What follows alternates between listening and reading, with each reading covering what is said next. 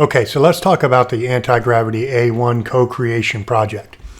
This is basically where Insta360 is coming to you as a content creator and saying, hey, would you like to share in our experience? Meaning we'll give you a drone or loan you a drone or whatever the case may be. It's a little vague on details. If you want to be part of this creator partnership that they're offering, you have to apply for it. So from what I can see, essentially all they want is your name, your age, a little bit of information about you, and then your social. This is key. So for example, I have 111,000 followers on Instagram. I've applied. We'll see if this is enough to make them look at my content and judge whether or not I'm a fit. They do say in their FAQ that essentially anybody can apply. You know, they prefer you to be drone people, but if you're not, that's okay too. So I'm going to leave that link down in the description. Go ahead and apply, and good luck. Welcome to the world of anti-gravity.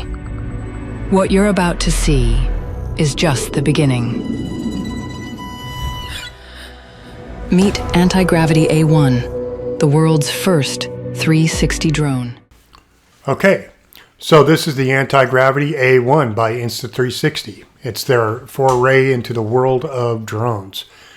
For a while, DJI has kind of been riding off the backs of Insta360 when it comes to their camera technology, and so this is kind of an interesting about face for them to do something into the world that what DJI is doing. So there are a lot of neat features on this drone from what we can see, and there are also a lot of unanswered questions. So let's jump into it.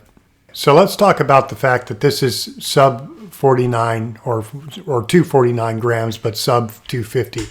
Which means that you do not have to register it with the FAA, right? That's also a selling point of the DJI minis. But what they don't answer is whether or not it has remote ID. And if it doesn't have remote ID built in, then they'll need a module for it. Or like DJI, they'll have the expanded battery that has it built in. But then that puts it over 250 grams, and then you do subsequently have to register it with the FAA. So for some people, this isn't a big deal. Like me personally, I register all my drones regardless, but it's a selling feature, right? They say, look, you don't have to do anything with the FAA or any of that. You can just run out and start flying it if it's 249 or less. The problem with that is the requirement by law of remote ID. So whether or not this has it built in or you'll have to add the module and register is a question that's unanswered. I've kind of asked around on some forums and haven't gotten anywhere with that. So one of the really cool features it appears to be with this is the combination of cameras, because on the front, it's got front facing and downward sensors, and they look like cameras at first, but the reality is the cameras are on the top and the bottom, and then they combine to make everything invisible with the props and all that. And then it gives you an 8K view of everything within its sight. Meaning you can go in and post and then just kind of take what you want out of that. It's like shooting with a super high res camera, right? You can take a picture of a scene and then crop in and only get exactly what you need. So that is a very neat feature. Looking forward to see what that is.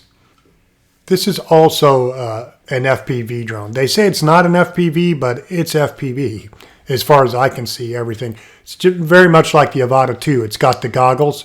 It's got the RC that you can, the single handle RC grip that you can use to control it. So to me, this is very much like an FPV. It also comes with something called payload detection. So there's not a lot of info on this really, but from what I could see is if you put something on the drone, let's say you put your Insta360 camera on the top of it or something else, because a lot of drone pilots will put the little GoPro or something on top of their drone and then they'll fly it.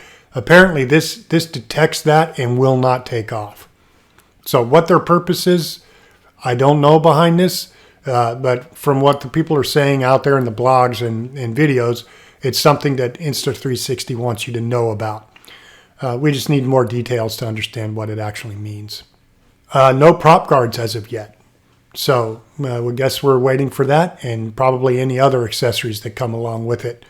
No info on filters or any of that as well.